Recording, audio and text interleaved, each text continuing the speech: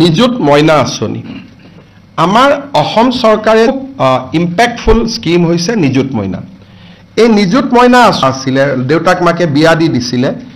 এই নিযুত মইনা আঁচনিৰ প্ৰভাৱ পৰিছে। আমি 6 আগষ্ট তাৰিখে অসমত সকলো মহাবিদ্যালয়তে এটা হ'বলগীয়া অনুষ্ঠানৰ জৰিয়তে বিতৰণ কৰি দিয়াৰ পিছত আঁচনিৰ ধন আমি নিযুত মইনা আঁচনি নাপায় আৰু পোষ্ট গ্ৰেজুৱেট পঢ়িলে আমি 2500 টকা দিওঁ। বিশ্ববিদ্যালয়সমূহত আৰু ৰাজ্যিক কলেজসমূহতে দিছিলোঁ। এটি আৰু অসম বিশ্ববিদ্যালয় শিলচৰতো আমি এই আঁচনিটো দিয়াৰ বাবে সিদ্ধ কলেজসমূহত আজিকালি কিছুমান সেলফ ফাইনেন্সিং কোৰ্স থাকে। সেলফ ফাইনেন্সিং কোৰ্সৰ ছোৱালীসমূহক যোৱাবাৰ আমি নিযুত ছোৱালীসকলকো এই আঁচনিটো আমি দিবৰ বাবে অধিক বৃদ্ধি হ'ব।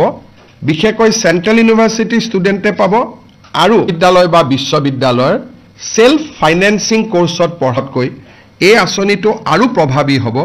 6 তাৰিখৰ ফৰ্ম ফিল আপ কৰিবৰ বাবে অনুৰোধ কৰিম।